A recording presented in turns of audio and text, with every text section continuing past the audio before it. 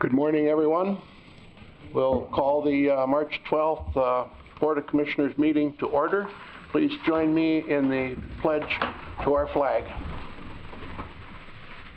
I pledge allegiance to the flag of the United States of America and to the republic for which it stands, one nation, under God, indivisible, with liberty and justice for all. Okay, for those of you in the audience, I think there's an attendance sheet going around. Please remember to sign that. So we'll start with the agenda review. Mr. Chair, there is one change to the agenda today. It's item number 9, which is one of the afternoon drainage items. On page, or item number 15 on page 108, there's a resolution for County Ditch 76 repairs. That will be removed. I'll move the agenda with revisions. Second. Okay, all in favor say aye. Aye. Opposed? The agenda is approved. Okay, at this time we'll start with the County Ditch 5 and 92 redetermination of benefits, public hearings. We'll also consider repairs to County Ditch 5. Craig Austenson will now cover the proof of mailings and notices. Good morning. Good morning. Craig. Good morning, Craig. Okay, for jurisdictional documents with proof of mailing we had sent out notices to all landowners on both of these systems. Notice was printed in the Free Press on the 3 times, February 21st, February 28th, and March 7th. As far as other notices, the primary purpose of this morning's hearings is for the redetermination of benefits on County Ditch 92 and County Ditch 5. We held informational meetings on Thursday. There was a lot of information exchanged. One thing of note here is at that meeting it was decided by the landowners that they needed additional information before we really get into the repair hearing on County Ditch 5. So Chuck is here if we have any questions, but really there's, I don't know if we want to waste the time of the board because we will be having to do resurvey and we don't have a date, so we won't actually have a date to reschedule the hearing either. So, but that'll be something that, so the report there'll be a new report that'll have to be presented to the board. On the repairs? On just the repairs. So we move forward with the redetermination. So we move forward with the redetermination when we have that settled today, but we're not going to be, there's going to be additional information you're going to need. So for the repairs. Okay. On repairs. Okay. Yep. So, very good. Anything else? No, that'll be it. Okay. Thank you. Ron Rehnquist, please come to the podium and present an overview of the viewer's report and then the specifics on County Ditch 92, redetermination of benefits. Thank you, Mr. Chairman, Honorable Board.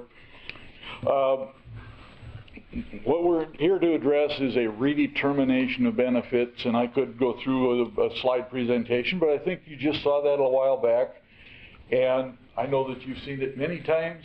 So with having had the landowner meetings last week, I'll talk through it so it is of record, but we won't have to go through the whole slide presentation. A redetermination of benefits is the statutory process to update the market values or the benefits on an existing ditch system.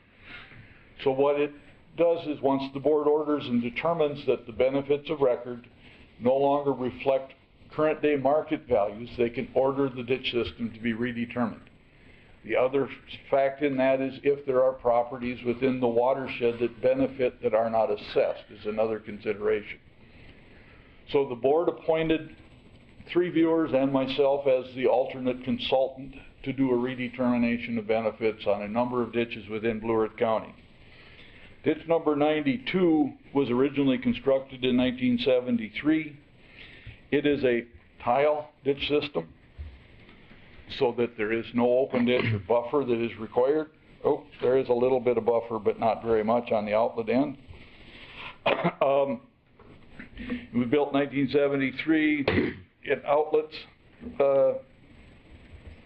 lands within sections 19, 20, 21, 28, 29, and 30 in Meadow Township. Where's the outlet? Okay, can't tell you where it goes. Dan didn't write that in the letter. There have been no improvements made to the system since it was originally constructed. So, in order to determine benefits and damages, currently the viewers go out and they look at all properties within the watershed. They do a mass appraisal approach to determining the values of that system, and then they do the assumption of the conditions that would have existed prior to installation of artificial drainage. So we look at 4 general benefit classes. We call them A, B, C, and D. As to the benefited values, those classes are made based on our opinion of the conditions that would exist prior to artificial drainage. A lands would be standing water cattails, and in our opinion would have no agricultural or economic value. B lands are those lands that would be seasonally flooded, usable for hay and pasture. The biggest change in benefited acres occurs then in what is considered the C acres and the D acres. C acres are lands that would typically be farmable even without artificial drainage, but benefit from subsurface drainage and utilize the ditch system as an outlet for that subsurface drainage. And D acres are the upland acres that on an acre by acre basis do not need artificial drainage, but they benefit by the drainage provided to all of the other lands within the system. We don't go out like they did in the early 1900s and farm 5 acres on top of the hill. So you wait until the entire field is drained, and there's a benefit in value increase even to those upland acres because of what I consider improved farmability. I've never found the definition of that, but it means it's just easier to farm, and that's the way we farm nowadays. So the classifications were made in the field looking at aerial photographs, using the LIDAR and the GIS, using soils maps, and field observation. We go out and we look at all of the land so that we can say, yes, we went out and saw that. That is the part that I was not fully participating in as the consultant. It was Dan Ruby, Lance Roberts, and Bill Anderson that were the 3 viewers that were appointed, and they did the actual field investigation. Once that field investigation is done, we determine benefit values, or what the change in value is provided by the installation of the ditch system. In order to do that, it says a market value increase. Market value is a difference in sale value because that ditch system exists. As you know, especially right now, there are very few market sales, and it's very difficult to break them down and say, well, gee, that was an A acre. How much was that worth? Well, with environmental regulation, you can't even drain that anymore. So if it's a existing wetland, it doesn't benefit, or will not, under our assumption, benefit from artificial drainage like it might have before the environmental regulations were there. To find pure sales then, to go out and say, well, if it had 0 value before and now I found 40 acres of what we would consider A acres that sells for $7,000 an acre, therefore the change is $7,000, just doesn't happen. What we find is you find a sale of $7,000. Well, if you got 80 acres that sold for an average tillable value of $7,000, that means that some of those acres are maybe only worth $5,000 and some might be worth $8,000 or $9,000. We do that analysis on the market value, and then to assist us, we do an income approach to help separate out of that average value how you attribute the change in value to those various land classes. To do that, we have looked then at typical production. It's very difficult, but we used 200 bushel corn, and now we've used 60 bushel soybeans on the ditches. We used $3.50 per acre on the corn, $9 on the beans. Is that right? I don't know. Does that include the dollar on the beans and the 1 cent of economic payment on the corn? I don't know. It's a weighted average that fits within the market. It says that we have a potential income of $620 per acre per year. We have expenses, and that's based on a 50-50 rotation as well. And then we know that not every acre out there, even with recommended capacity outlets, NRCS recommendation is for open ditches to have capacity to remove 1 inch of runoff within 24 hours. That's about a 3-inch rain, and it should be gone within 24 hours. Well, we get 5- and 6-inch rains way too frequently now. And so even though it may have recommended capacity drainage, it still is going to not have 100% of that optimum production over the 100-year rainfall cycle that we evaluate. We've said that for this particular evaluation that the A's get about 90%, B's about 96%. Why? The A's are the lowest ground, and that's where the water's going to pond the longest. The B's were always just floodplain, but they're impacted by that ponding even with adequate drainage. The C's in the uplands are the best producing C's if within the land, we assume it's well tiled and it's upland that has good water holding capacity and benefits from subsurface drainage, that's the most productive. D-lands, we've said, produce about 99% of that optimum because that includes anything, hillsides, anything that's high and doesn't necessarily need artificial drainage. Then we multiply the potential times the production, subtract production costs. Then we also have to subtract what would that land produce prior to drainage, because there was always an income from the B, C's, and D's. So there was an income before, then we subtract from that the cost of doing the private tile, and we come up with an increased average annual change in cash flow. We know farming is not very profitable at the moment. Market values have not declined as much as commodity prices, and therefore we capitalize the income stream over 25 years, and currently we're using about a 0.5% return on that investment. Could almost use negative return, but you can't do an income capitalization when you're losing money. Supposedly nobody invests in a losing proposition that will continue to lose equally over 25 years. So that would give us then our benefit value based on the income approach.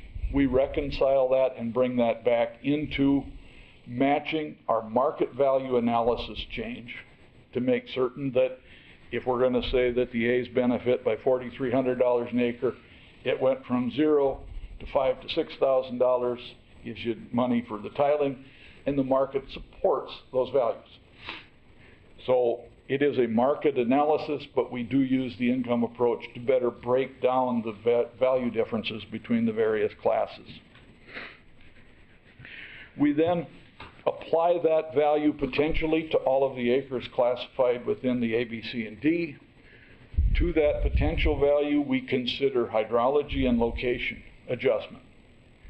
Because this system is got tile, we said that the A's are actually only getting about 85% of their potential benefit. Tile is a 1/2 inch drainage coefficient instead of a 1 inch. Drains most of the time, it works, but it does pound longer and more frequently than if it had twice that capacity. So we make a hydraulic adjustment. We also then consider a locational or proximity adjustment. If I'm a 1/2 mile away from the ditch, there's a cost that I have to bear myself in order to get my water to that ditch, or I'm liable for the damages that I caused by dumping it on my neighbor. So we leave money out within the system so that if you're not directly on the ditch, there's funds available to privately or publicly petition or build a branch to get your water to the ditch so that you're not damaging the neighbor. Within that is a legal right to use the ditch system as an outlet once provided. Within ditch 92, which is the first one, because it has open ditch that meets that 1 inch criteria, it also has tile. We then take both the hydraulic and economic or locational numbers and make a proximity adjustment that includes both the hydrologic and location considerations when we discount our values. As Craig said, we met with landowners last week. The first thing we came up with was a clerical error. We had on our original report benefits of $43,300 plus per acre. I think we missed the decimal point by 1. It should have been $4,300. It did not make a significant change in the total benefits because within this system there was only 1 acre in the whole system. There were also changes on Manthei's property in section 29 where he had tiled back into the river itself. The surface water still goes into the ditch system, and therefore we took the tile value out of those acres and made them just surface runoff into the ditch and called them all D acres. So with that, with those changes, the estimated benefit to this system now is $2,131,148.30. So it did change the benefits. It lowered them overall benefits, especially by the $40,000 on the 1 acre of run. Now, there was adjustment to a number of those acres because of the efficiency and proximity, but that is our new recommended benefit. If adopted, we will provide a exhibit to be attached. Well, there's a river. Which river, Bill? I knew it was a river. It's in section 30 in Huntington Township. Yeah, did it? That doesn't help me with the name of the river. Okay, and I don't live here. Blame the local guys. I knew it was into the river and not another ditch system. So anyway, that is our report on ditch 92. Like I said, we looked at that. We adjusted and corrected all of the issues that were brought up and we found within the meetings on Thursday and came up with that new benefit value. We'll provide an exhibit to attach to the order with all those corrections. So. Very good. Thank you, Ron. Yep. At this time, I'll open the public comment portion of the hearing. If you have public comments on the proposed redetermination of benefits for County Ditch 92, please come to the podium, state your name and address for the record. So please limit your comments to 3 minutes. Is there anyone that would like to comment on the redetermination of benefits for County Ditch 92?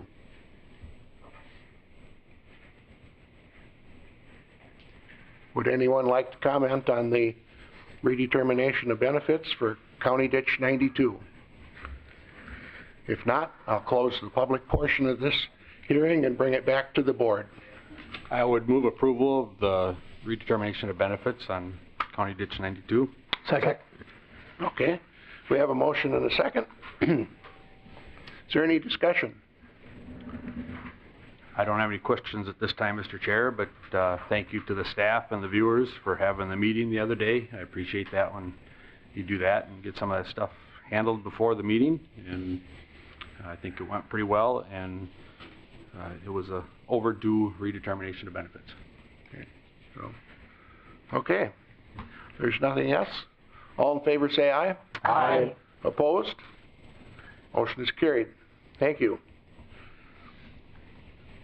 Okay, Ron Rehnquist, are you going to be doing the Ditch 5 too?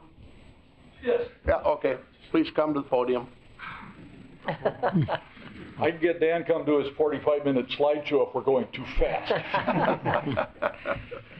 I will repeat without repeating all of the general information that we just went through on how a redetermination is, what it is, and why it's done, and address ditch number 5. Ditch number 5, by number, as you can see, is an older ditch system. It was built originally in, it says early 1901, so it's very old.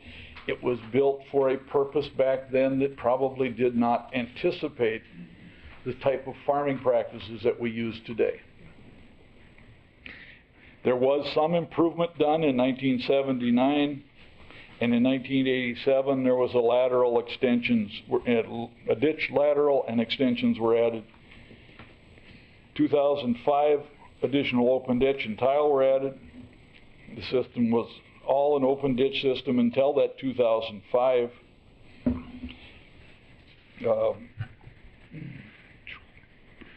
There was a court order for Alonzo Wingen back at that time that gave him no benefits and that he only had the permission to get surface drainage. Did we include just surface drainage? That as of now, his benefits are based on that surface drainage only. Okay. So if he chooses to tile, I think he has to petition for an outlet to change those conditions. It provides an outlet for sections 1, 2, 3, 4, 5, 8, 9, 10, 11, 12, 15, 16, and 17 in Danville Township, and sections 21, 22, 23, 26, 27, 28, 33, 34, 35, 36 in Meadow Township. We went through the same field process. We developed a benefit classification system based on the conditions that we felt would have existed without artificial drainage. When we come then into the valuation within this watershed area, because of the hydraulic capacities and the type of ditch construction and the impact that the Cobb River has when it backs up and restricts that outlet, we have included a couple of other classes. We included an A- class. A- is lands that we felt the highest and best use because of either environmental regulation, if it's got an FW and you can't tile it, you're not going to convert it, or some of those areas along the river where the backwater made the highest and best use as hay and pasture rather than commodity cropping. It started with the same condition, but because of restriction cannot become fully usable agricultural land. And there were also a few acres of agricultural commercial land, hog buildings, those types of things that were within the watershed that we feel benefit to a greater degree than normal tillable acres. This system then has the same potential benefit value as the other, but it has a significant hydrologic restriction. And I know that especially down along the river, the backwater comes in, and some of those areas, there's no way that they're going to produce 100% of our estimated potential benefits. Because of that, we have said that the A- acres are actually only getting 25% of their potential benefit. They're restricted to hay and pasture. Hay and pasture value added, my numbers are so small, it's $1,082 now. That's what we say the marginal pasture value is because the ditch exists. Even within the A acres, we said they're only getting about 40% of what an adequate outlet would provide. The B acres are restricted, and because of that restricted outlet, the C and the D acres are also reduced in value. This says that the ditch system doesn't provide what would be recommended for drainage capacity today, and it does leave, if it can be, it leaves dollars out there to make improvements to those parts of the systems that can be improved. So if I've got 55% of my Bs, if that's the right number, that leaves up to 45% of that value to make improvements to bring it up to recommended capacity. We also did proximity adjustments, especially down towards the river itself. Because the river backs up, even though we only valued that as hay and pasture or marginal tillable, there are times that that river restricts the outlet to where there is a zero production. So right at the river, we had 5 to 10% of that potential adjusted hydraulic value because the river backs up so much. And it doesn't take very many years of losses to offset marginal profits when we're looking at value. What is it worth if you're looking at an income or a cash flow and you lose $500 one year and you make $100, it takes 5 years of profit to cover the 1 year of loss. So in our analysis, the values do decline rather quickly when you have years of loss rather than gain.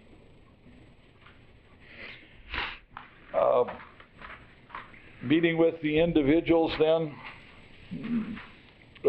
we did have another clerical error on the top in the benefit values that we corrected. We have in section 4 on the Lorraine Stencil and Hoffman properties, reduced because they're into the woods and wetlands.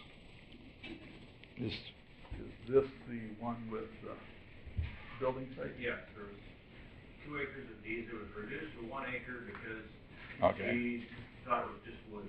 Yep, okay, the reduction here is that although it was within 2 different 40s, access to the second 40 really wasn't practical, otherwise we said it should have been 2 building sites. Even though it's under the same owner, it could have been subdivided by size, and because of access, we said no, it should only be 1 acre of building or runoff for that one. George Shanahan Trust, tiled lands that were originally considered within the watershed, he tiled them back to the river.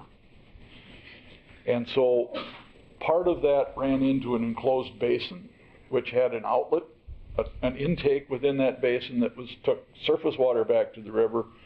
The north part of that still had surface water that ran into this ditch system. So we reduced it to only 7 acres of D for that parcel in the southwest, southeast of section 5. The southwest of the northeast is John Shanahan's, and that is where that intake in that impounded bottom was. By surface elevation, it all should have went east into ditch 5, but because of that intake, his surface water we felt went west back into the river. That's where he ran his tile. So we took that all benefits off of that property, including the surface water, because we felt the intake provided an outlet for most of that. You know, we can't guarantee that during extreme rains that some water doesn't flow in, but it generally is considered that it's infrequent enough that the benefit is really from his private tile and not from the ditch. In section 17, once again, there was Paul and Michelle Lancaster Trust, and they tiled out of the system. Surface water still does come in, so there are 5 D acres instead of the C acres for the tile outlet value. I think that was all of them. There were not a significant number of changes, but there were changes on all of the ditch systems, and that's why we do like to have our landowner meetings.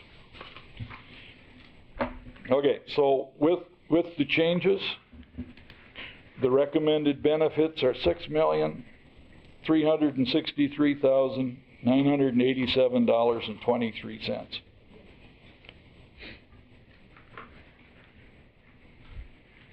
Okay. Anything else, Ron? Nope, that's that. I wish I would have been better prepared. I thought Dan was on the agenda, and he said, "No, here, you do it. You're going to be there." So I'm doing the best that I can for you. Yeah. Thank you. Okay, thank you.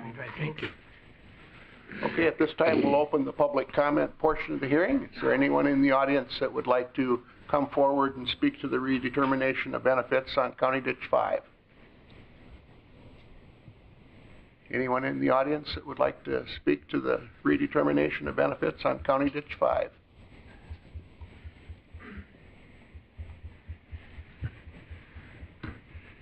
My name's Scott Schweer, I live in Section 1, Danville. I own several parcels in Danville Township. I was not able to make it to the informal meeting.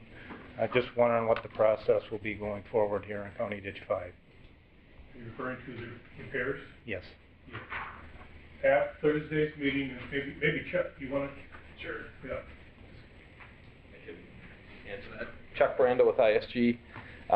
Back in 2015, we did a inventory that was grant funded. It was called a targeted watershed inventory. We put together some recommended repairs at that time and a cost estimate. We went over those costs.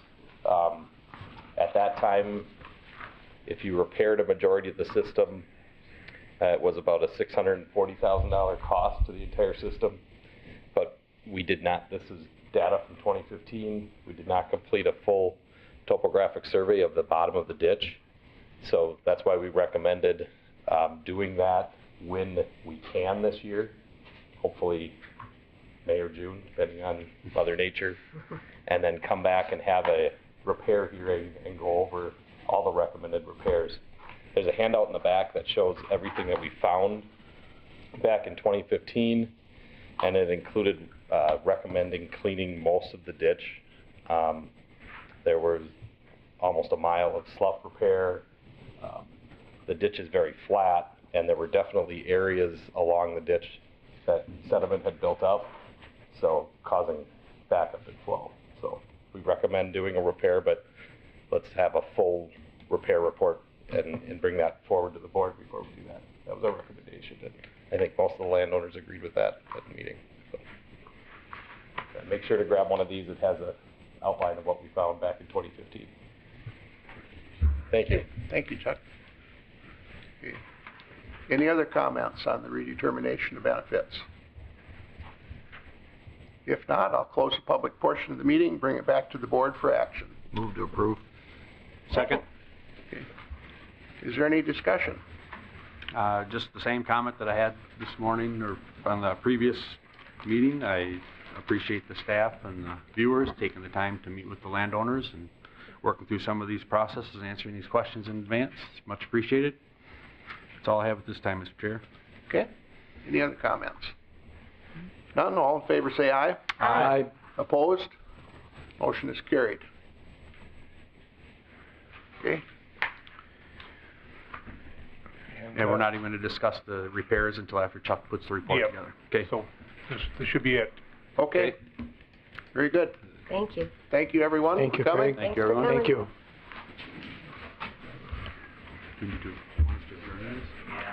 We're so early, Mauer's not even here. Do we Yeah. adjourn this one or not? No. I was just looking there and we're not here yet. Ryan's here. Or at least I Yeah, saw him. Ryan's here. Ryan's yeah. here. You get Ryan to jump in. Mauer's not here. He's in the hallway. Oh, is he? Oh, okay. There he is. Here's Mauer. No. Sorry, Ryan. Yeah.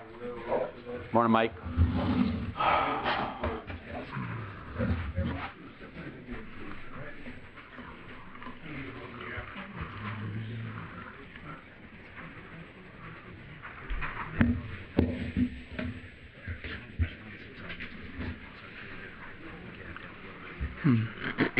Good job, folks. Thank you. Thank you very much. Hey, Ron. Appreciate the work you do. Thank you so much. Yep. Thanks, Bill. Yeah, I think that demonstrate for septic systems. This is Okay. We'll move on to the software update. Mike, would you come? Morning, Mike. Morning, Mike. Morning. Morning, Michael. How are you? I'm well, and you guys? Very good. Great. Good. Just a quick update, we are going to upgrade, or moving to try to upgrade our E911 system and our phone answering software. It's been in place since the building was built in 2009. When we opened the building initially, we bought all the hardware and software.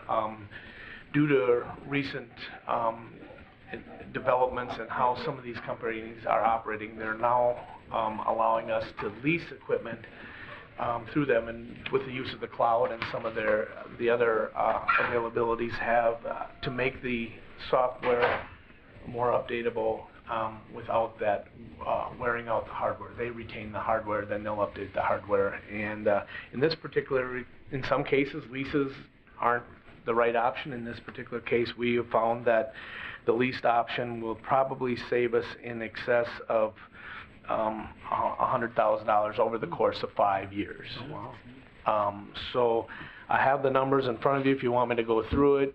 I certainly will. The initial upgrade is a little, when they do the initial install, it'll be a little more expensive the first year than the following years after that. And this does come out of E911 funds and not out of the levy dollars. It's one of those things that we can use our E911 funds for. So, Very good. Any questions for Mike? What will the upgrade do? it's the answering the phone system, how we answer. It really doesn't change how we do our phone answering, how the 911 calls come in. It's just upgrading the software that handles all of it. So, and I didn't talk to Dan to ask if this was to do with text to 911. I know that Waseca County is doing our text to 911 right now, and we're going to eventually do that, but I think that's separate. I should have asked Dan too, so I could give you that, but I didn't. This is just the same, it's Vista answering system. It's what we have currently. It's upgrading to their new software, because this one is expired. Microsoft doesn't support it anymore. It's just kind of like your portable radios. When you upgrade your portable radios, it does the same thing, but but they're new. Well, and it's a big system. It's critical to our operation. Big systems cost a lot of money, Yep. and that's just the way it is. I mean, you upgrade a couple radios for it's only going to cost you a few bucks, but you upgrade a system the size we have at the jail, it's going to cost a few $100,000, and that makes sense. Portable radios don't cost a few bucks anymore. Well, They're expensive now too. Yeah. You know what I mean. Yeah. But, yep. Okay. Mr. Chair, I'm pleasantly surprised that leasing is less expensive. I'm shocked. Yeah, it's 120 grand. Yeah. It's the way they're trying to bring a lot of their customers on board, and then it also offers some portability to other agencies. We can pick up and move things a little different if we needed to, if we had a catastrophic event. Yeah, the redundancy is really important, yeah. Thanks. Well, I would move to approve option 2. Okay. Second. Any further discussion? If none, all in favor say aye. Aye. Opposed? Thank you, Mike. Nice job, Thank you. Mike. Mike. Come again sometime, stay longer maybe. Okay, we'll move on to Public Works. Ryan? Morning, Commissioners. Good morning. Morning, Ryan. Ryan.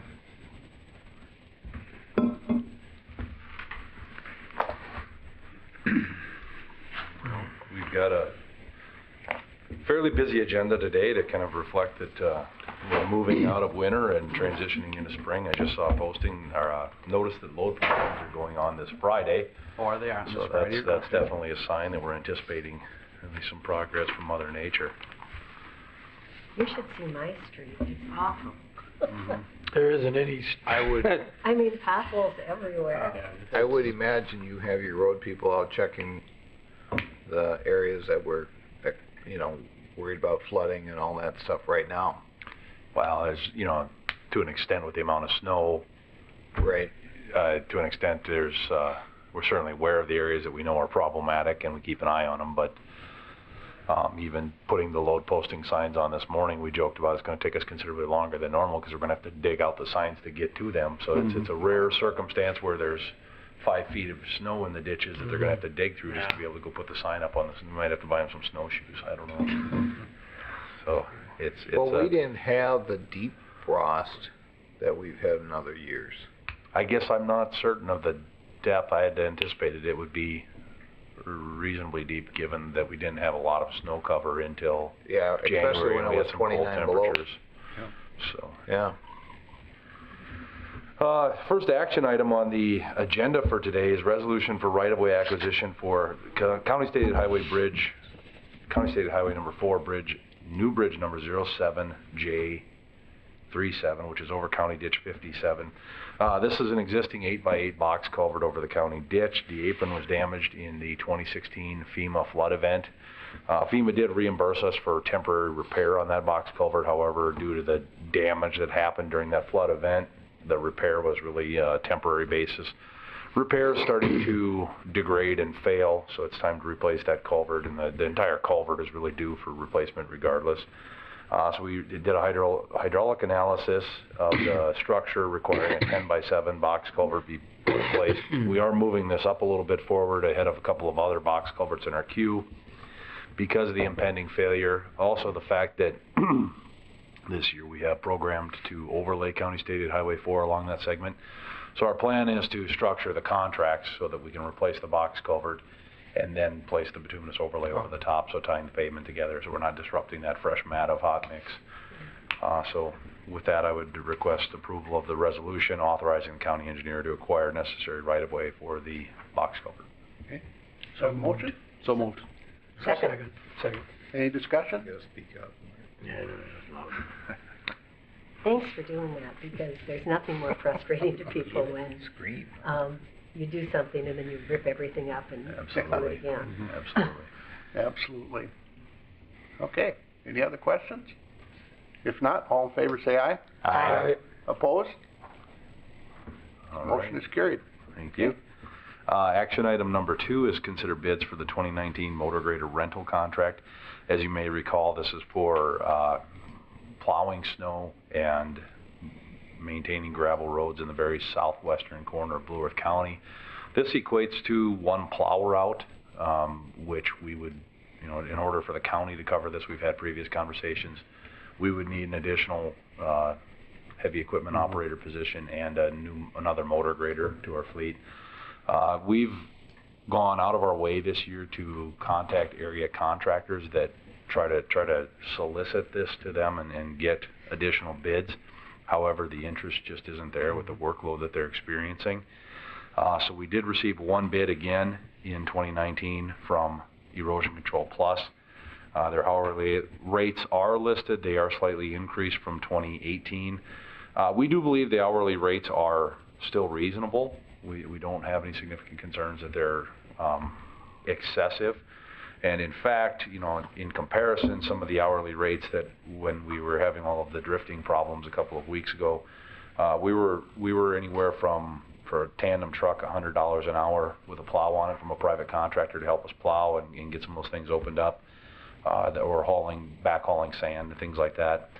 Tractors with blowers, where we were renting those out from private farmers that had large pieces of equipment to help us get some of those things blown back. We had 5 or 6 going in addition to our own fleet. Those were $150 to $200 an hour that we were paying for that assistance. So this blade with operator, the rates are reasonable, so I would recommend approval. Okay. Have a motion to approve? So moved. Is there a second? Second. Any discussion? Just a question, Mr. Chair. I remember Peterson doing this way back when I was on the board. Has he not bid in the They last haven't few bid, years? I don't think, since 2017. I was the just last kind of time they curious. bid. As I understand, I think the father is kind of transitioning out of the business. They've got enough private contracting work, and his son is working with him in the business, as I understand, but maybe they're not. They're busy, I necessarily- bet. Yeah, they're busy enough Yeah. that they're not interested in this Yeah. contract. I think they're busy enough doing other things Yeah. that they're not interested in it anymore. Because this does require being out in bad conditions and Oh, being yeah. somewhat on call They'd during be the winter really months. busy this year. Absolutely. I just think it makes a lot of sense We- to do it this way. Talking about the hiring some, blowers and stuff, I know that that one morning I went to the airport commission, and the airport in the city of Mankato said they would Yep. take care of County Road 12. We charge for that, or how? Nope, that was just our partnering that we do with the city of Mankato. Since they have a large blower truck out there and it was right next to the airport, I just they had offered to no take care of idea. that. And we actually were sending out our trucks there anyway because that was plugged. 2 was plugged just north of there, and there were areas on 27 that were plugged. And I mean, we're talking, I went through, and I think we posted on the social media, the countywide social media, area of 27 north of Eagle Lake. There were 10-foot tall drifts. Yeah, there are some nasty drifts. When the big Oshkosh blower truck with an 8-foot tall snow blower on the front of it is dwarfed by the snowdrift, it's pretty intense. So we had all hands on deck. That's an amazing snow blower that the airport's got out there, so. Yes, it is. A little bit bigger than what you have at home. Yeah. Okay, any other discussion? If not, all in favor say aye. Aye. Opposed? Carried. All right. Thank you. Next action item number 3, consideration of bids for the 2019 gravel crushing contract. This is for production. Look at the right column here. We received 3 bids for production of 40,000 tons of gravel for our maintenance operations. SMC at $6.55 a ton, Holtmeyer Construction $6.94, and Hewlin Brothers $7 per ton. We did not price out any crushed wrap because our stockpiles are running low. Recycled asphalt product is we've been using for shouldering, but we've been running low on supply of that we've taken off of our projects. We've typically been allowing the contractors to incorporate it back into the work for reduced construction costs in lieu of saving it for maintenance operations. So with that being said, the totals for Southern Minnesota Construction, $262,000 is low bid. I would recommend award to SMC. Okay, have a motion? Move approval. Second. Okay, any discussion? If not, all in favor say aye. Aye. Opposed? Carried. Great. Great. Next action item is consideration of bids for Luray Township new culvert or new bridge number 07J34. This is to replace an existing steel pipe underneath the township road just southeast of Eagle Lake. The township had approached the county requesting that the pipe be hydraulically analyzed because of frequent overtopping and flood damages were happening to the road. We took a look at it, did have a recommendation that a 10-foot wide box culvert should be placed based on our consultant engineer's recommendation due to the overtopping frequency. That also did enable us to utilize statewide town bridge money for the replacement to assist the township. So the township is on the hook for $20,000 of the total project cost, and the remainder is covered by the statewide town bridge account. We received 6 bids, ranging fairly drastically, but we received good bids. The engineer's estimate was $168,393. The low bid was Dirt Merchant Incorporated at $142,070, and the high bid was Howell Excavating at $181,000. So we were right in the middle of the pack where we wanted to be with our engineer's estimate. Received some very good bids from the low contractors, and I would recommend award to Dirt Merchant Incorporated. So moved. Second. Okay, any discussion? If not, all in favor say aye. Aye. Opposed? Carried. All right. Action item number 5 is consideration of final payment for, that should actually be state project, SP 007-070-004, which is our 2018 Highway Safety Improvement Program projects, the HSIP. So that's a combination of signing, striping, shoulder widening, largely federal dollar contract that we received for safety improvements county-wide. So there was a large list of different roads that received those improvements. The final payment amount is just a little bit of retainage that was hanging out there, $3,000 and $3,036 for a total amount paid to date of $303,600.49. Move to approve. There's a second. Second. Okay, any discussion? If there's no discussion, all in favor say aye. Aye. Opposed? It's carried. All right. The next action item is consideration of approval for a resolution for the Minnesota Department of Natural Resources Local Trail Connections Grant Program application. The grant is intended to accelerate local trail connections between residential areas and other major areas that are significant public resources. The maximum grant amount is either 75% of the project cost or a maximum of $150,000.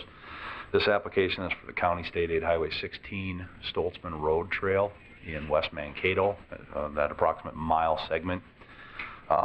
We have applied for the full $150,000. The grant timeframe requirement does require that the work be completed and paid by June 30th, 2021, which creates a slight wrinkle. It would require we push that project, keep it on track for 2021 construction.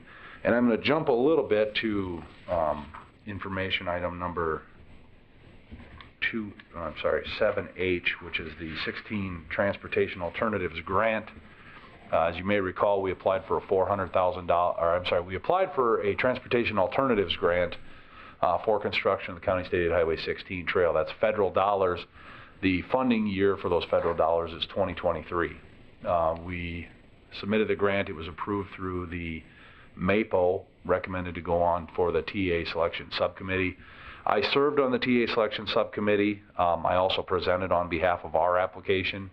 After the scorings were tabulated amongst all the subcommittee members, our project came out as the highest scoring project on the list.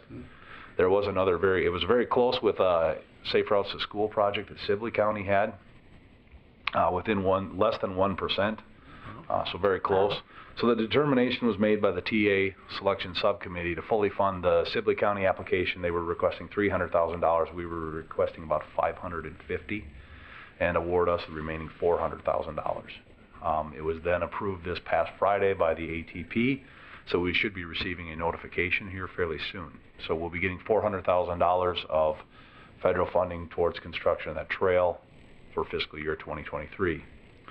So if we get this $150,000 DNR grant, it would put us to nearly having enough money to pay for all of the construction of the trail. It would likely require that we advance fund the federal $400,000 that's scheduled for 2023. If we don't get this, we can have discussions about when we want to construct the trail, whether we want to continue to advance fund or delay until the year that we actually receive the federal funding. So it's a good victory. Downside is it federalizes the contract, which makes it a little bit more paperwork and environmental hoops to jump through for our staff. But for it to fund the majority of the construction project, it's a considerable win for us. So we're very happy to get that. Sounds like a win to me. Good job. Thank you. Overdue. Good work. Yeah. I'll move the, And I'll second it. Okay, any discussion? I think we kind of had discussed before this idea on this project, and with the limitations with it and all, with the land and the wetlands nearby, and I think it's time. Mr. Chair, I agree. I'd really like to advance fund it as much as we can, so trying to figure that out is yet another hoop. And I think the recommendation is going to be that we would like to maybe have the discussion at InterGov. Given the fact that this will be a cooperative project with an equal cost share between city and county, which has been our past practice for trail projects within city limits. So it'd be good to get them on board. And I think my preliminary conversations with the city engineer and public works director are indeed kind of a similar thought that even if we don't get this DNR grant, it still makes the local shares less than we had originally anticipated, or equivalent to what we had originally anticipated just to build half of the trail. So it still puts us in position with the planning dollars we had both set aside to move it forward. Again, the hurdle may be just the federal dollars and the extra hoops we have to jump through for that. Mr. Chair, we did have that discussion for last InterGov meeting. Correct. And so I think it's just a continuation. Yep. Yep. I can tell the board that I did speak with the city manager late last week and indicated we wanted more discussion on that. He was certainly open to that. Now that we have that funding source identified, at least for the lion's share of the project, it at least gives us a stronger sense of certainty. Is this, we're cooperating with the city of Mankato on this, correct? Yes. Correct. Yeah. How much is the city of Mankato putting into this, or for the rest of the money, could we do a half-half with the city of Mankato? That's what our cost share policy has been historically, and at least the preliminary verbal conversations I've had with the city engineer and public works director, that's the county's expectation, that if we're going to construct trails within city limits, because of the mutual benefit to countywide and city residents, it's an amenity and a benefit for both agencies. Well, this will be such a plus, not only for the trail system we have throughout Blue Earth County and the city of Mankato, but it's going to be a huge safety issue. Absolutely. For my sake, that safety issue is so important, and get people off the sides of the roads and stuff like that. So, good job. Good job on this. It's also a plus for the school district. Absolutely. Yeah. This Well, was that's what I meant too, with the school children walking to and from. This was identified as a hazard in the citywide Safe Routes to School plan, so we were able to include that in our application this year to show that there was a Safe Routes to School component. We were actually in the running as well for some state dollars for Safe Routes to School that would have helped fund a portion of the project. We didn't come in as high on the ranking for that project. However, we did stay in the race for the TA money and brought home a big chunk of it. So, I know this was hard with the area that it's in, with working with the DNR, working with but the next one we have to work on is Victory Drive. And trying to get that trail there, which and that's in the capital improvement plan. Harder I think to figure. I think we'll have more interesting times with that. Yeah, that might be even harder to figure out, but I know we have experts like yourself and others that can figure this stuff out. Thank you very much. We'll muddle through it. They aren't making it any easier for us with the additional regulations and enforcement and requirements and mitigation efforts, but... And we understand that. Yep, fantastic. Okay. All right. I think we have to vote on that. Yes. All in favor, say aye. Aye. Opposed? Carried. Good job. Okay. Got some informational items for us? I do. So just wanted to give you an update on some of our planning projects. County State Aid Highway 14 from Minnesota Highway 30 to 4, the replacing all the drainage pipes, widening the road, and full depth reclaiming the base and the existing pavement with new pavement over the top.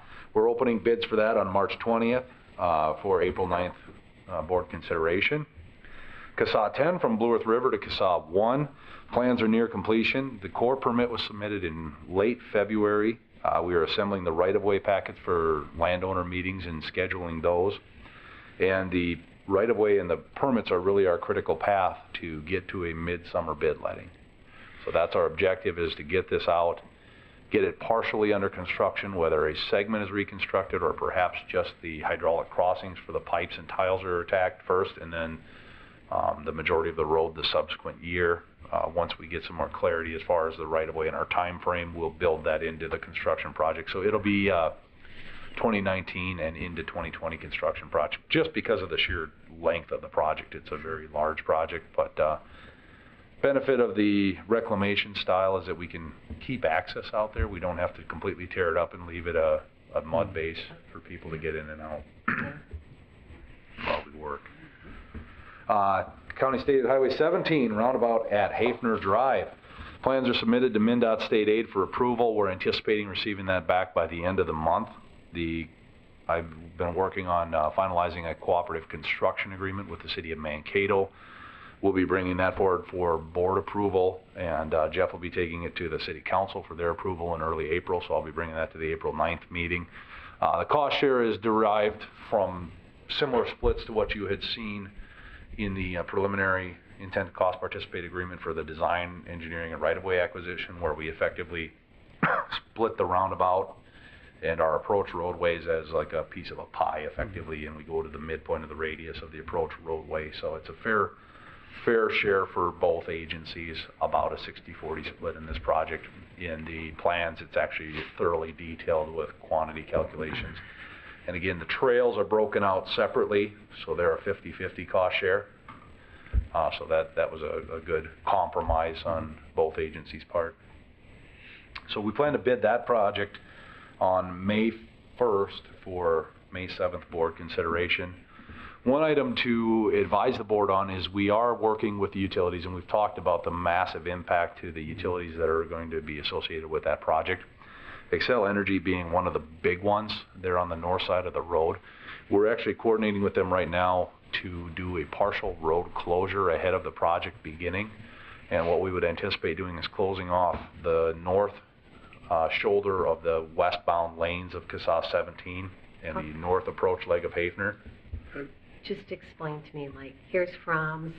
Okay, so from Snell's car wash driveway to just the north side of the intersection.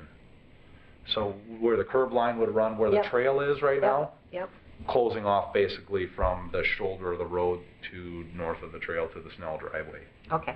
So it would not, we don't anticipate it would affect both lanes of County State Highway 17. I It would have just one lane be there for a while. basically closing the north approach of Hafner Drive ahead of the project, leaving it closed so that Excel can do this. Again, this is a very massive feed. I think it's one of the 3 main arteries feeding Mankato for electricity. And it's in this massive duct system, so they have to relay this duct system, pour it in concrete, fish these giant wires through from vault to vault. So it's a significant undertaking, and it'll take some time. So we would close it ahead of time, and that would get us, the intent is to get time on the back end so that we're not keeping the road closed until October or later. You know, it's to try to get the road opened by, we're still targeting Labor Day. Isn't it true that we also have a very large fiber line going through there? Oh, lines, yes, several. There's, you know, a lot of the county fiber line, we as in the county, absolutely, yes, there's one going through there, and then there's probably 4 or 5 other ones that are going through there that are massive data and communications feeds. So it's more than just cars that are moving through our right-of-way. So if there's a mistake, expect to get phone calls. Mr. Chair? Yeah. So Ryan, as far as the right-of-way goes, if the right-of-way is not acquired by then, is that going to be an issue with the bid out there? Yep. Or will it be done? We've met with 3 of the 4 landowners, Snell, Mankato Motors, and Fromm's. Meetings went very well. Okay. We're not talking about huge impacts like 1,000 square feet or less. We believe they're all supportive of the project. The only delay on Ford is because we were trying to get a quote to move the sign. They've got a quick lube sign that's going to have to be relocated as part of the project, so we had to get a cost estimate, and that's kind of specialized work. So that should be wrapped up and being incorporated into the appraisal, so then we can meet with Ford. Jack met with those 3, very brief, good meetings, so knock on wood, we anticipate that'll go, but obviously, yeah, that is a critical path to the project, but I would imagine they'd be very supportive of it. They've been asking for this roundabout. If the right-of-way holds us up, that's and unfortunately, with the condensed time frame of how this all played out to get here, we had anticipated or wanted to have that completed already, but some of the appraisal work just took a little longer than we thought it would. Thank you. So, Mr. Chair, is Volkswagen part of it too now that they're Nissan and Volkswagen are both Nissan, Mankato Volkswagen. Motors, correct? Okay. Have you not talked to them yet, or? We've had several meetings with them. Jack has already met with them and given them a written offer last week, so we're anticipating following up on that very soon. CSAH 27 from 17 to 2, the design is progressing well. The consultant SRF evaluated several alignment alternatives and is proceeding forward with the preferred 55-mile-an-hour alternative. That's for the realignment piece just south of Lake George, where the existing curve is pretty steep, and we do have some challenges because of the homes that are just up the hill. So we're working with them. They actually laid out about 5 or 6 different alignment alternatives. Excuse me. We met with Commissioner Brunder to review those proposed alternatives, and I think we're all very comfortable with proceeding forward with the preferred one, anticipating a public open house meeting for the project this spring. Looking originally thinking April, but not now. We'll see where when the farmers are out in the field, it may be delayed until late May or June, so give them time to get their work done. One item not in the agenda is the bituminous overlays contract. We're opening bids on the 3rd of April for that to award on the 9th. Rapidan Dam left abutment repairs. The plans have been submitted from Ontario Power Generation, formerly Eagle Creek, to the Federal Energy Regulatory Committee for their approval. That may take a couple of months, so as soon as we get the FERC's approval, we'll get those plans out to bid for that left abutment repair. The money, that the remaining $250,000 that we have through the DNR Dam Safety Grant sunsets the end of this year, so we need to get that work done and get it paid out so we can request reimbursement. Are we ever going to stop working on that dam? Never. Probably never. Nope. I have a cynical answer, but I'll keep it to myself. We accepted it years and years ago. Yeah, My predecessor was the hydro czar in the state. Oh, really? Yeah. He was an engineer. He was. We inherited that Yeah, who was it that bought that dam? Well, It was before my time, just Yeah. thought I'd mention that. How long has, been going for a long you time. kind of, you were Any of us. prefacing that. Yeah. But, you know, to leverage the remaining $250,000 and put it to work out there may cost us some. 250 is pretty low compared to what we paid, we've spent over the years. Just Right. since I've been a commissioner. Oh, absolutely, we've spent, The millions and millions of dollars that we spent. absolutely. But wanted to put that money to work out there as long as we still had it in the grant, and you leverage it some local dollars to get it done, and at least put us a little bit farther down the road before we're out there next time. Hopefully in a long time. The Kern Bridge removal and salvage, we've hired LHB consultant engineers for plan development. They were the ones that did the historic assessment of the bridge. They also did a structural analysis, so they have the entire bridge modeled. They have a very good working knowledge of this bridge as well as historic bridges in general.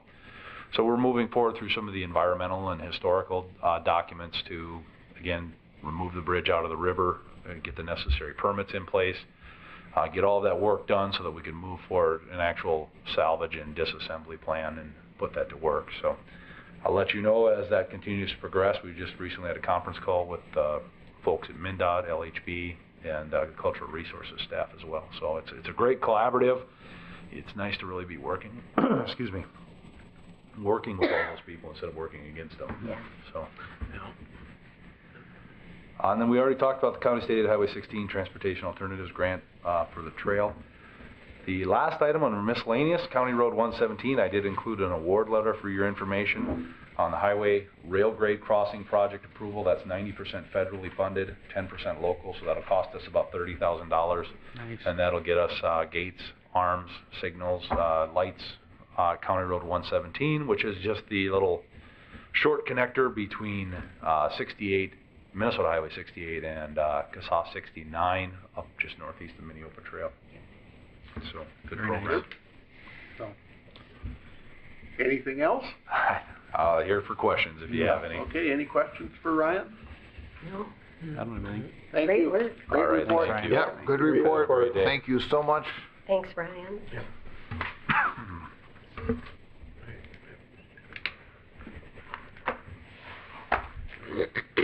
Why don't we take a short break? Okay. Okay. All right. Pat, you're up. Hi, Pat. Good morning. Thank you, Mr. Chair, Commissioners.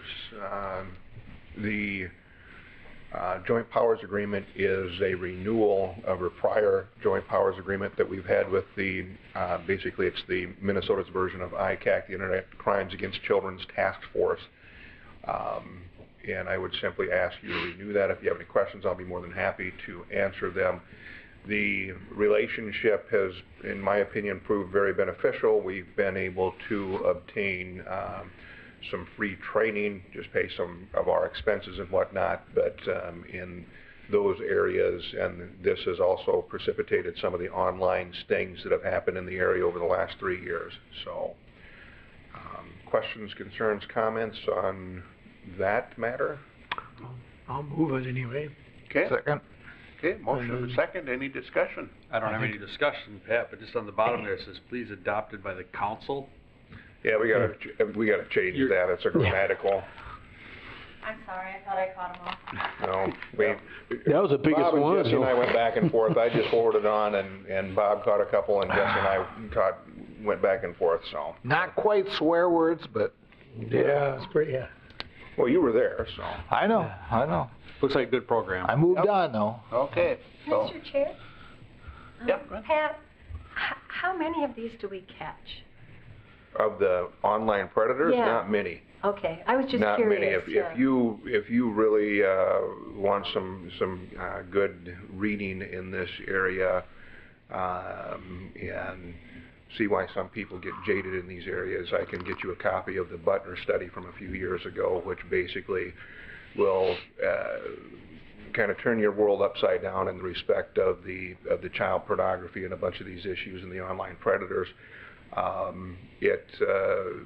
the individuals that were in prison that were studied, that no, this is just a one-time deal. I mean, it's just scratching the surface on many of these areas.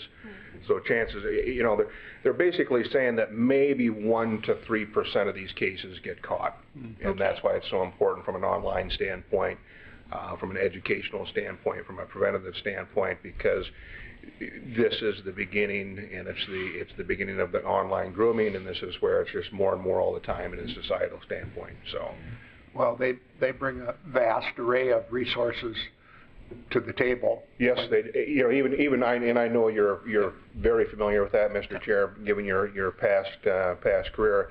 But even from the federal standpoint, we get cases from NECMEC all the time, and are able to finally, with their database, show that these are actual people and whatnot. I mean, if we think about the technology from when you were doing this to to now, it's just it's huge.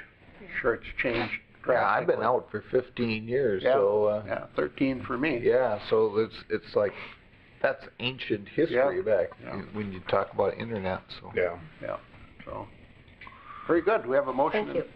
Motion and a second. Any further discussion? If not, all in favor say aye. Aye. Opposed? It's carried. Great Thank you. program. Thanks. And then, Mr. Chair and Commissioners, just the monthly material with respect to the running pace and the caseloads and whatnot. And I'll just answer any questions. This is for your information. And I know that along the way, if you typically have questions, you know how to get a hold of me. But if you have any questions relating to what is in the packet, I'm more than happy to answer that as well. Very good. Any questions for Pat? It all looks good. Yeah, great. Thank you. for the report. What I really appreciate is that you bringing this stuff to us monthly and letting us know how we're doing. Yeah. I think it's huge on our education as to what's going on in the county attorney's office. Well, it's just, and like I appreciate that, Commissioner. It's one of those situations that we need to be prepared with. What I've said for a long time. We have a very viable, growing county and whatnot, and you guys do a good, and ladies, excuse me, the guys generically. You commissioners do a good job of trying to stay on top of some of these areas, and especially from the preventative standpoint and whatnot. But this just shows that with all the good, we need to be prepared for the challenges, and typically that's what the vast majority of our office deals with, is those challenges on a daily basis. So. Great. Thank you again. Thanks, Thank Pat. you again. Okay. Move on, do some administrative. Mr. Chair and Commissioners, excuse me, the first item is the county board minutes for February 26th. I'll move approval. Second. Any discussion? If none, all in favor say aye. Aye. Opposed? Carried. Next item are the bills for the 2 weeks indicated. I would move the bills. I'll second them. Okay, any discussion? Where do I have that one? There's one Egan Company for $138,000. Says building, Questor Construction. Is that our? It's part of the government center project. Okay. Egan is the electrical contractor. All right. I just have a real easy one.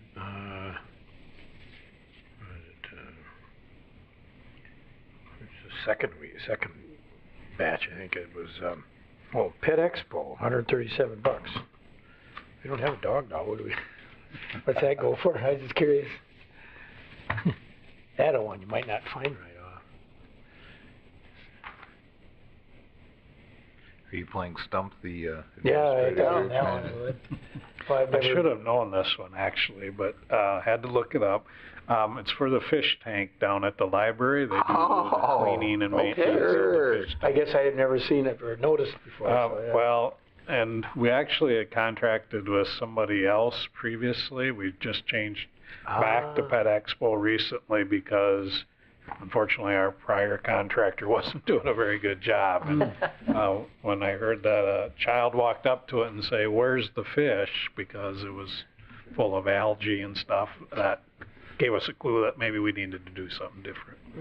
So we do it, or Pet Expo does that then? Pet Expo comes and Okay. maintains the fish tank, and it's a large fish tank, so. And it's He's a really good guy. popular down there Yeah, too. yeah. So Oh, yeah, that's a that's, good thing. He does a good job, and that's locally owned yet, so. yeah, that's good. Oh. Good stuff. Well, good find, Yep. Mark. Yeah. Okay, any other questions? None, all in favor say aye. Aye. Opposed? Carried. Mr. Chair and Commissioners, item number 8 in your packet is the Human Resources Department agenda, just informational items for the board today. We had 2 promotions, one in the Taxpayer Services Department and one in the Public Health Unit over in Human Services. And so from those promotions, we have recruitments that have been initiated to backfill those people leaving their roles. We also have filled a medium equipment operator up in the Public Works Department, as well as a custody officer in the jail. And then we have a financial worker that changed their hire date, so will be delayed in terms of joining our organization. Be happy to answer any questions the board might have on the Human Resources agenda. That all looks good. Okay. All right. Mr. Chair and Commissioners, item 9 in your packet is the financial status report for February. Our total revenues are very similar to what they were last year at this time. The expenses are up about 12% from last year. The majority of that is coming in that building and equipment purchase line, which again relates to the government center project. Overall, again, this is the time of year that we live on our reserves, and so expenses are over $6 million more than revenues, and so that's just the nature of the time of the year that we're in here. The enterprise fund, the Ponderosa landfill, you'll see that total revenues are $412,000 compared to expenses of $353, so we're slightly ahead on revenues there. The second page again deals with the cash and investment balances. You'll see in terms of our total available funds towards the top of that page that we're at just over 53 million. Our 6-month operating needs are closer to 57 million, so very close there. And then you see the various dedicated funds. So again, I'd be happy to answer any questions that the board might have. On the fund balance, the little chart on the bottom there, why don't we have 2018 in there? I think finance waits until the audit is complete before adding that particular graph, but yes, that should be coming shortly. Makes sense. Okay. Any other questions for Bob? Mr. Chair, just a comment. This is really helpful. It's easy to understand, and I appreciate the information. Thank you. Great. Well, I think that brings us to the Commissioner's report on committees. I bet Clean and Vance have quite a bit to talk about. Maybe you want us last. No. You want the best first. Would you like to start, Clean? I would love to. On Tuesday the 26th, I went to gun violence at the library. It was extremely interesting to me because they started out with, nobody wants to take your guns away. This is all about it being safe, and there's nobody that's safer with guns than hunters. They hunt, they come home, they clean their gun, and they put it away. So it was a nice conversation about, how do we make sure that it can be safer? For instance, right now, you can't sue a gun manufacturer. I didn't realize that. The other thing is the trigger on a gun. It used to be, legislation changed it quite a few years ago, where it had to be strong enough so a child couldn't pull it. That legislation's no longer intact. So it was an interesting conversation, good conversation, and they were very clear. Nobody wants to take your guns away. We just want to make sure they're safe. So it was a good thing. On Wednesday the 27th, Vance and I were both at the Public Utilities Commission that had their hearing on the Wilmar line, for lack of a better term, and XL's line. A lot of public testimony, and it was interesting. Later that day, I was on 3rd floor with the Hunger Committee that came together. It's Roots, Shoots, and Boots. Shoots, and Boots. Yeah. Trying to figure out, how do we make sure people have affordable, healthy food. Friday, the 1st, Vance and I flew to D.C. We had really good meetings. Started out with I started out with Ag and Rural Affairs, their policy committee meetings, where one of the biggest focuses was on the census. And the census to me is really important, as we all know. It's how our federal money flows to us.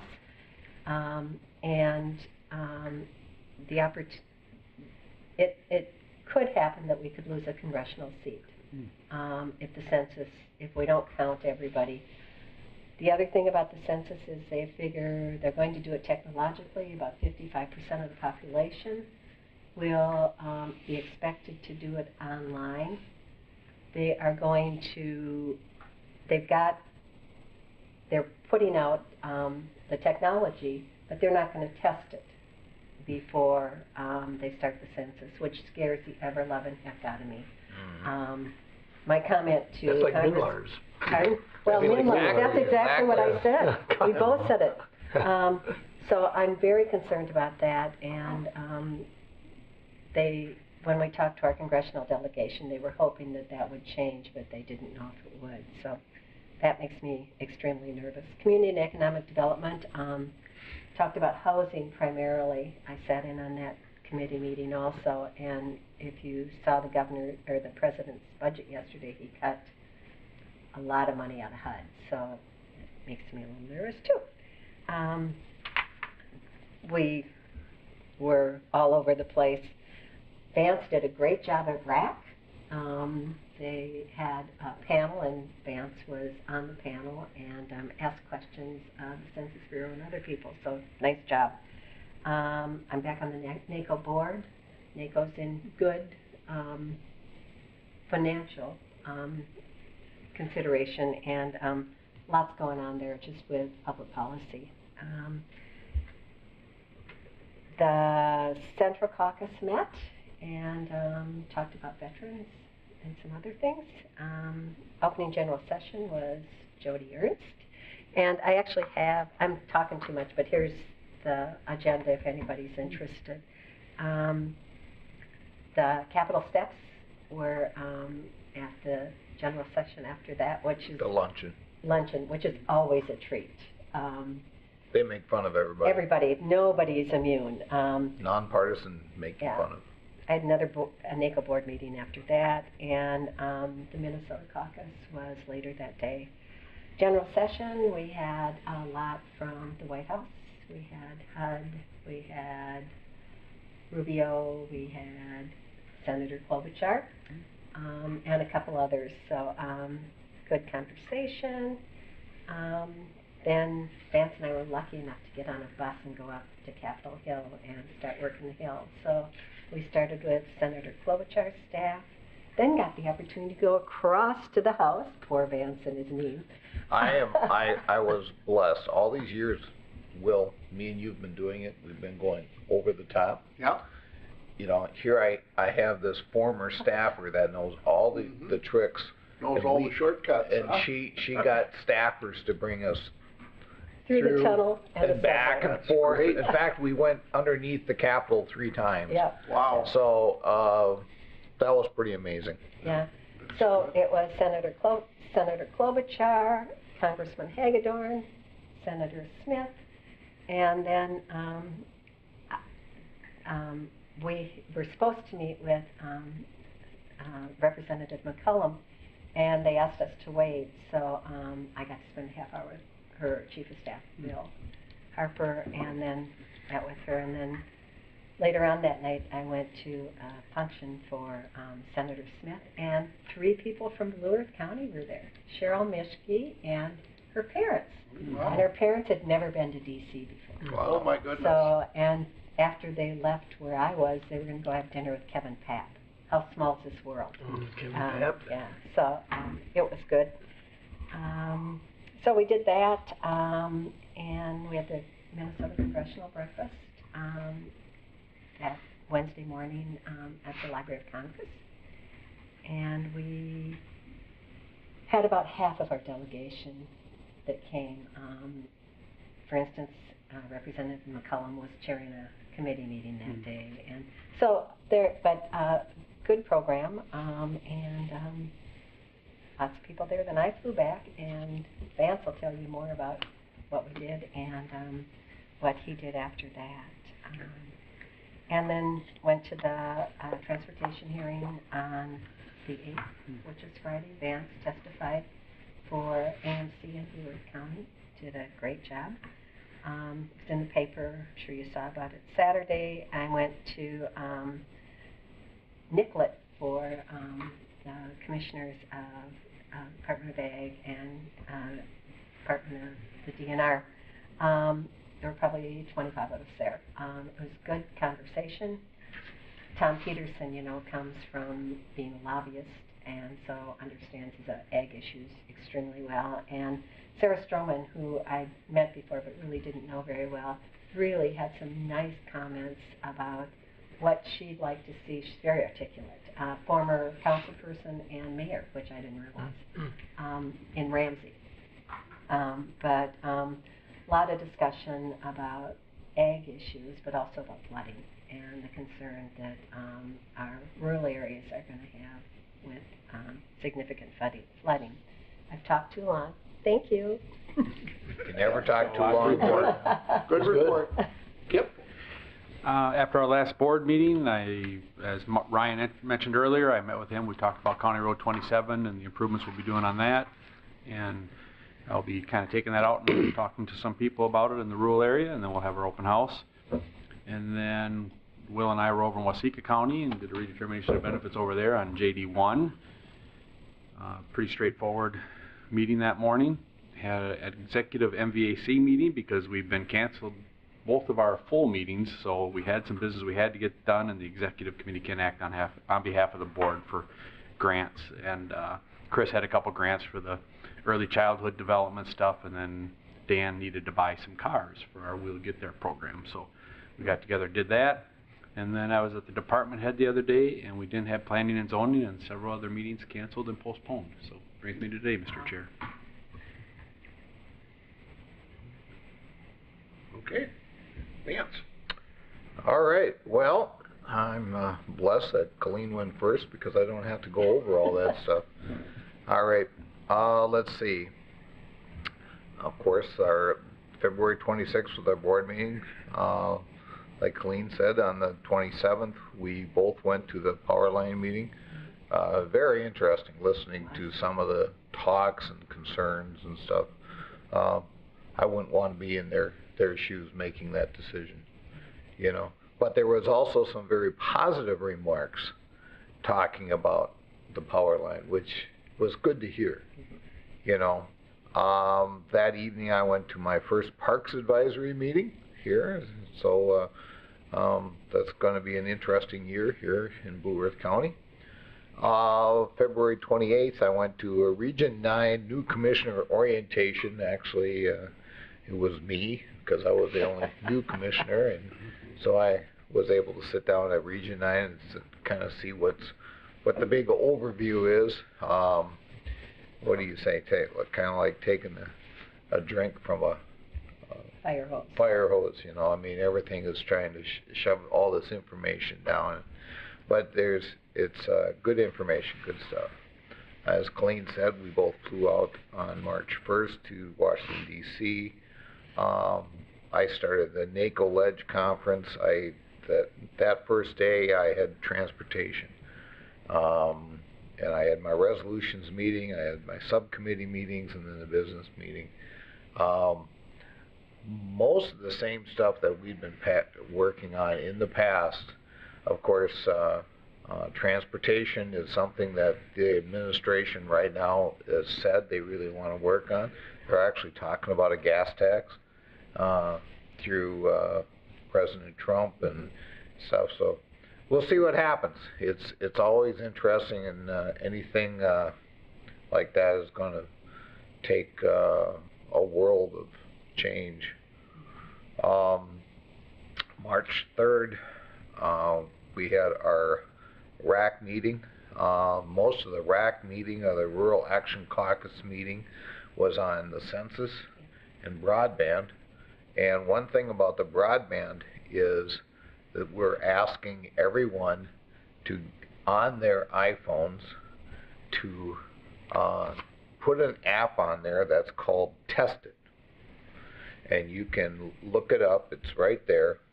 And what it does is anywhere you want, you can test the speed where you're at.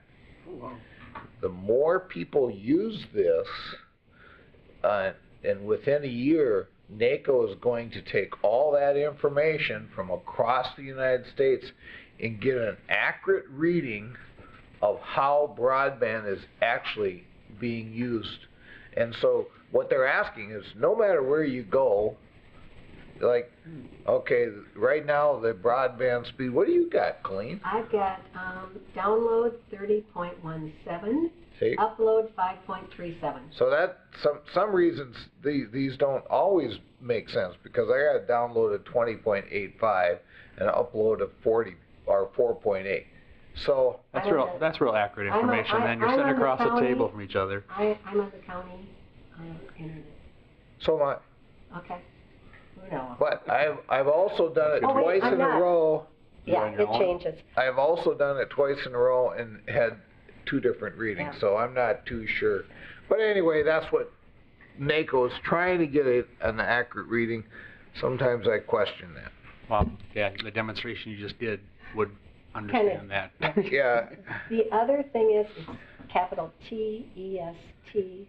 IT. And then capital I-T. Yeah. So that's... Test it, and you can find it in your apps. So, and then we had a Rural Action Caucus Executive Board meeting with Homeland Security, and again, it was on the census. That's I guess between the census and broadband, I think that was most of what things were about.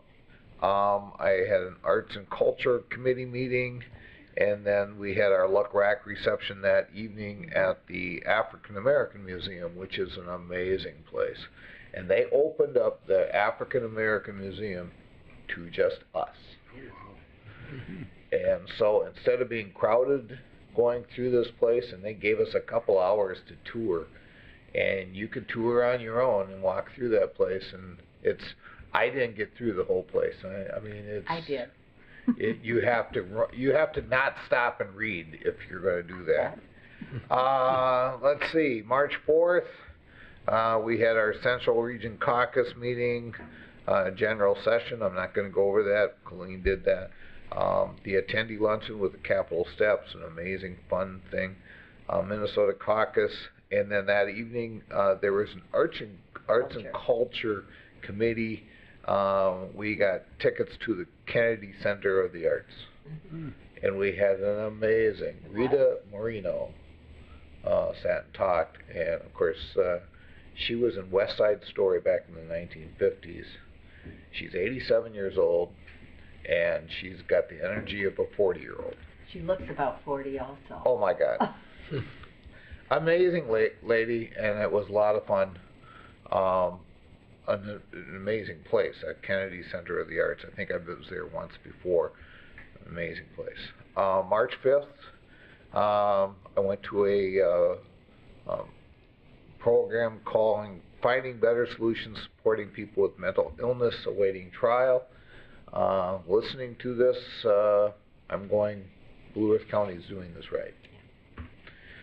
So many of these things with mental illness, I think they're talking to a lot of other states and not Minnesota, and especially not Blue Earth County, because we've got it, and we're blessed to have the staff we have. The general session, we did our Hill visit, and then we had our president's reception that evening. On March 6th, when Colleen had the morning breakfast, we had Rural Action Caucus had their day at the Capitol, and that's why I spent the whole day. We had a meeting with the U.S. Census Bureau, and then we had a meeting with the FCC in the FCC building. Again, census and broadband.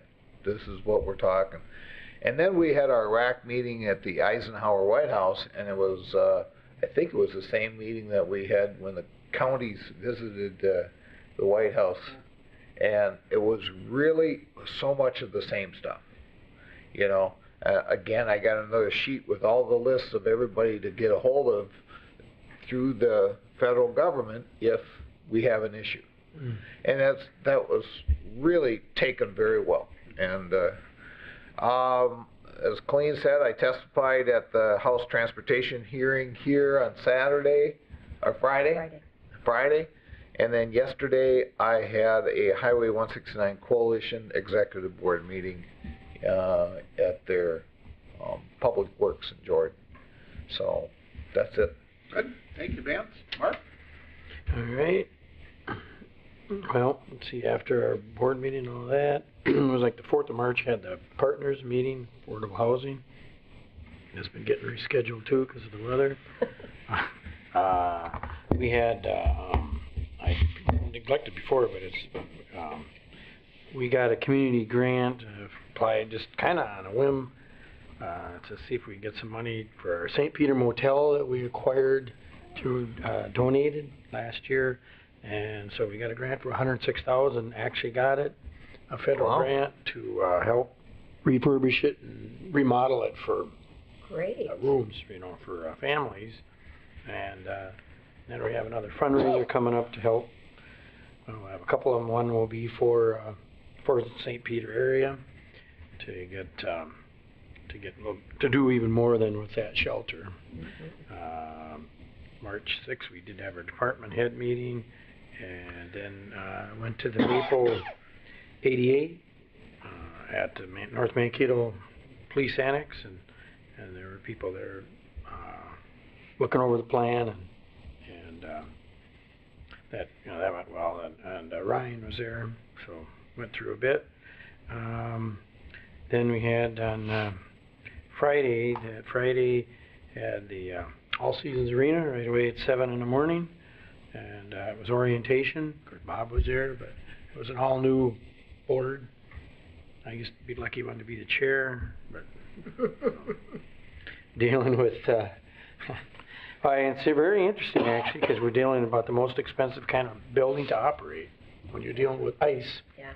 So if you're doing a swimming pool or else an ice arena, none of them are cheap. Yeah. And of course, that's why you don't have as many of them. So anyway, I'm proud of you. Yeah, and there's some good people on there, like Sandy Oaks from from North Mankato is on the city council, and she asked good questions. And it's a whole brand new board. Yeah, Steve Romas from the Minnesota Elevator. He's actually a Skyline resident. There you go. And so, yeah, is he on the city council or is he mayor? No, he's city council. City council, yeah. Skyline. And then Dennis Deacon, of course, with Mankato, so it's good. Then that morning later, we had Gaberba, our policy tech meeting at the Armory, and that went well. Like Julie's there, usually a lot of times Julie Conrad's there, and dealt with kind of the issues of, and then you get technical programs, you know, and they have the techs there, and you get to learn more about ditches than you know, I'll probably ever know. Anyway, then we had the Highway 14 hearing that day, and I got there, and I got there to see. I missed the great testimony or their presentation of our vans, but you didn't miss anything. You didn't. That's what they told me. No, they didn't see. Nobody told me that. But that was interesting because you did have four legislators over. Well, it's actually several decades. That was kind of interesting. Yeah. You had all the legislators from that district over, my gosh, how long? Well, when was Ruth elected? Ruth Johnson was there. Yeah, that would have been Ruth. Terry Morrow. Yep. And then it was Clark, and then it was Clark, and then Jeff Brandt. I can only say that it's different than when I was there in the legislature.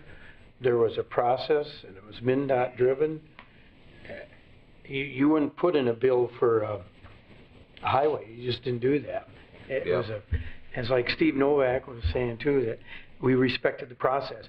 But I realize why it's happening, so I'm not it's just, we just wouldn't do that. You wouldn't think of it at the time, really. So it's why everything's different now. And for whatever funding and whatever reasons, but yeah. And then, yeah, that really concludes. Did have St. Joe's Fish Fry that Friday night too, so it was a long day. There you go. Okay, so, a lot of stuff's been mentioned already, the predetermination of benefits over in Waseca County that Kip and I were at. On the first, I was in St. James for rescheduled Watonwan River watershed meeting, and the weather wasn't much better that day, but we had it. So, on the 4th, I stopped at Crystal Seasons and had my monthly briefing with the folks there. They're always good, have a lot of questions and very engaged. Of course, department heads, and then SWCD had a good meeting, and then Brown County Evaluation Center yesterday. We welcomed 2 new board members. Had the new sheriff from Brown County and the chief of police from the Lower Sioux Agency Police Department. So good, both good people to be on the board. We had our audit, and the audit turned out very well, and we also had a small profit from last year. So we the year before we had a $92,000 loss, and this year we had a small profit. So things are turning around a little bit on that. So that's my report. Okay. Mr. Chair, can I have one more thing? On the testimony on Highway 14 and the transportation bill, both Micah and ANC were represented with staff, so that was good. Novak and Emily were there. The other thing is I went to the city council meeting last night to talk about the land. I was there for the Lamb Street project. They allowed an extension till October 31st because it wasn't funded last year from Minnesota Housing and Finance Agency. They are looking for letters of support for that project, so just thought I'd share that with you. Good. Well, thank you. Thank you.